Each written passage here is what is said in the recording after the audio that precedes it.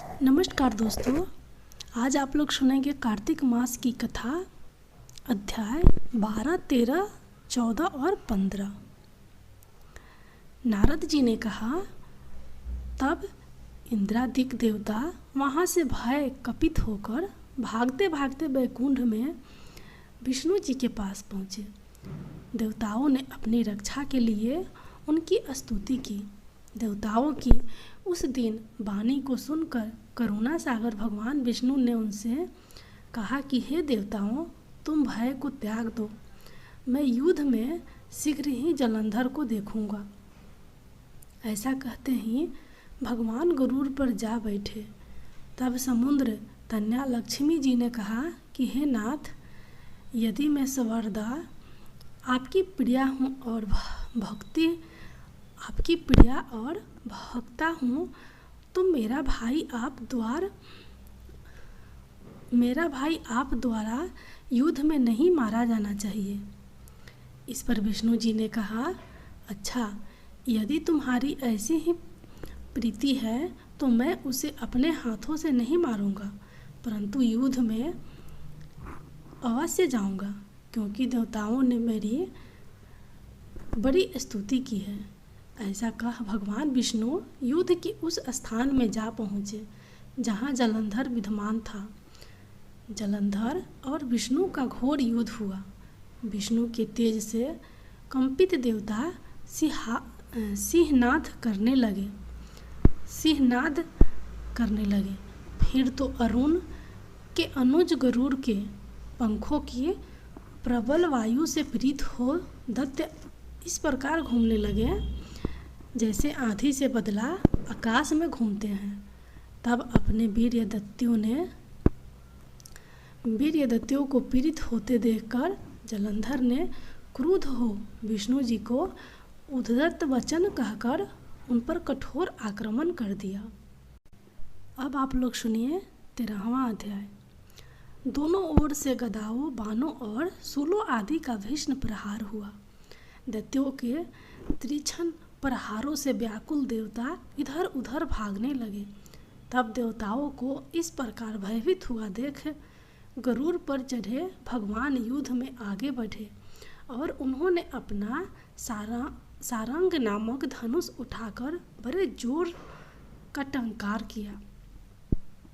त्रिलोकी साबित हो गई। पल मात्र में भगवान ने हजारों दैत्यों के सिरों को काट गिराया। फिर तो विष्णु और जलंधर का महासंग्राम हुआ। बाणों से आकाश भर गया। लोग आश्चर्य करने लगे। भगवान विष्णु ने बाणों के वेग से उस दैत्य की ध्वजा, छत्र और धनुष बाण काट डाले। इससे व्यथित हो उसने अपनी गदा उठाकर गरुड़ के मस्तक पर दे मारी। साथ ही क्रोध से उस दैत्य ने विष्णु जी की छाती में भी एक तीक्ष्ण बाण मारा। इसके उत्तर में विष्णु जी ने उसकी गदा काट दी और अपने सारंग धनुष पर बाण चढ़ाकर उसको बिंधना आरंभ किया। इस पर जलंधर इन पर अपने पैने बाण बरसाने लगा। उसने विष्णु जी को कई पैने बाण मारकर वैष्णव धनुष को काट दिया। धनुष कट जाने पर भगवान ने गदा ग्रहण कर ली और शीघ्र ही जलंधर को खींच कर मारी, परंतु उस अग्निवत अमोघ गदा की मार से भी वह दैत्य कुछ भी चलायमान न हुआ। उसने एक अग्निमुख त्रिशूल उठाकर विष्णु पर छोड़ दिया। विष्णु जी ने शिव के चरणों का स्मरण कर नंदन नामक त्रिशूल से उसके त्रिशूल को छेद दिया। जलंधर ने झपट कर विष्णु की छाती पर एक जोर का मुष्टक मारा। उसके उत्तर में भगवान विष्णु ने भी उसकी छाती पर अपनी एक मुष्टि का प्रहार किया। फिर दोनों घुटने टेक बाहुओं और मुष्टिकों से बाहुओं युद्ध करने लगे। कितनी ही देर तक भगवान उसके साथ युद्ध करते रहे। तब सर्वश्रेष्ठ मायावी भगवान उस दैत्यराज से मेघवाणी में बोले, रे रण दुमर्द दैत्य श्रेष्ठ, तू धन्य है जो इस महायुद्ध में इन बड़े बड़े आयुधों से भी भयभीत न हुआ। तेरे इस युद्ध से मैं प्रसन्न हूँ, तू जो चाहे वर मांग। मायावी विष्णु की ऐसी वाणी सुनकर जलंधर ने कहा, हे भावुक, यदि आप मुझ पर प्रसन्न हैं तो यह वर दीजिए कि आप मेरी बहन तथा अपने सारे कुटुंबियों सहित मेरे घर पर निवास करें। नारद जी बोले, उसके ऐसे वचन सुनकर विष्णु जी को खेद तो हुआ, किंतु उसी क्षण देवेश ने तथास्तु कह दिया। अब विष्णु जी सब देवताओं के साथ जलंधरपुर में जाकर निवास करने लगे।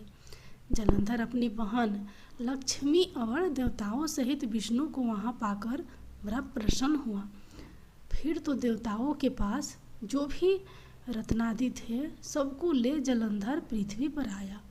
निशुंभ को पताल में स्थापित कर दिया और देव दानव यक्ष गंधर्व सिद्ध सर्प राक्षस मनुष्य आदि सबको अपना वंशवर्ती बना त्रिभुवन पर शासन करने लगा। उसने धर्मानुसार सुपुत्रों के समान प्रजा का पालन किया। उसके धर्मराज में सभी सुखी थे। अब आप लोग सुनिए अध्याय 14। तब उसको इस प्रकार धर्मपूर्वक राज्य करते हुए देख देवता क्षुब्ध हो गए। उन्होंने देवाधिदेव शंकर का मन में स्मरण करना आरंभ किया। तब भक्तों की कामना पूर्ण करने वाले शंकर ने नारद जी को बुलाकर देव कार्य की इच्छा से उनको वहाँ भेजा। शुंभ भक्त नारद शिव की आज्ञा से देवपुरी में गए। इंद्रादिक सभी देवता व्याकुल हो शीघ्रता से उठ नारद जी को उत्कंठा भरी दृष्टि से देखने लगे। अपने सब दुखों को कहकर उन्हें नष्ट करने की प्रार्थना की। तब नारद जी ने कहा, मैं सब कुछ जानता हूँ, इसलिए अब मैं दैत्यराज जलंधर के पास जा रहा हूँ। ऐसा कह नारद जी देवताओं को आश्वसित कर जलंधर की सभा में आए। जलंधर ने नारद जी के चरणों की पूजा कर हंसते हुए कहा, हे ब्राह्मण, कहिए आप कहाँ से आ रहे हैं, यहाँ कैसे आए हैं? मेरे योग्य जो सेवा हो उसकी आज्ञा दीजिए। नारद जी प्रसन्न होकर बोले, हे महाबुद्धिमान जलंधर, तुम धन्य हो। मैं स्वेच्छा से कैलाश पर्वत पर गया था, जहाँ 10,000 योजनों में कल्प वृक्ष का वन है। वहाँ मैंने सैकड़ों कामधेनुओं को विचरते हुए देखा था। यह भी देखा कि वह चिंतामणि से प्रकाशित परम दिव्य अद्भुत और सब कुछ सुवर्णमय है। मैंने वहाँ पार्वती के साथ स्थित शंकर जी को भी देखा, जो स्वर्ग सुंदर गौर वर्ण त्रिनेत्र और मस्तक पर चंद्रमा धारण किए हुए हैं। उन्हें देखकर मुझे बड़ा आश्चर्य हुआ कि इनके समान समृद्धिशाली त्रिलोकी में कोई है या नहीं। हे दैत्येंद्र, उसी समय मुझे तुम्हारी समृद्धि का स्मरण हो आया और उसे देखने की इच्छा से ही मैं तुम्हारे पास चला आया हूँ। यह सुन जलंधर को बड़ा हर्ष हुआ। उसने नारद जी को अपनी सब समृद्धि दिखला दी। उसे देख नारद ने जलंधर की बड़ी प्रशंसा की और कहा कि निश्चय ही तुम त्रिलोकपति होने के योग्य थे। ब्रह्मा जी का हंस युक्त विमान तुम ले आए हो और धूलोक पताल और पृथ्वी पर जितने भी रत्नादि है सब तुम्हारे ही तो है। ऐरावत, उच्च श्रवा, घोड़ा, कल्प वृक्ष और कुबेर की निधि भी तुम्हारे पास है। मणियों और रत्नियों के ढेर भी तुम्हारे पास लगे हुए हैं। इससे मैं बड़ा प्रसन्न हूँ, पर परंतु तुम्हारे पास कोई स्त्री रत्न नहीं है। उसके बिना तुम्हारा यह सब फीका है। तुम किसी स्त्री रत्न को ग्रहण करो। नारद जी के ऐसे वचन सुनकर दैत्यराज काम से व्याकुल हो गया। उसने नारद जी को प्रणाम कर पूछा कि ऐसी स्त्री कहाँ मिलेगी जो सब रत्नों में श्रेष्ठ हो। नारद जी ने कहा, ऐसा रत्न तो कैलाश पर्वत में योगी शंकर के ही पास है। उनकी स्वर्ग सुंदरी पत्नी देवी पार्वती बहुत ही मनोहर है। उनके समान सुंदरी मैं किसी को नहीं देखता। उनके उस रत्न की उपमा तीनों लोकों में कहीं नहीं है। देवर्षि उस दैत्य से ऐसा कहकर देव कार्य करने की इच्छा से आकाश मार्ग से चले गए। अब आप लोग सुनिए कार्तिक मास की कथा, अध्याय 15। नारद जी बोले, मेरे नारद जी के चले जाने के बाद जलंधर ने अपने राहु नामक दूत को बुलाकर आज्ञा दी कि कैलाश पर एक जटाधारी शंभु योगी रहता है, उससे उसकी स्वर्ग सुंदरी भार्या को मेरे लिए मांग लाओ। तब दूत शिव के स्थान में पहुंचा, परंतु नंदी ने उसे भीतर सभा में जाने से रोक दिया, किंतु वह अपनी उग्रता से शिव की सभा में चला ही गया और शिव के आगे बैठकर दैत्यराज का संदेह कह सुनाया।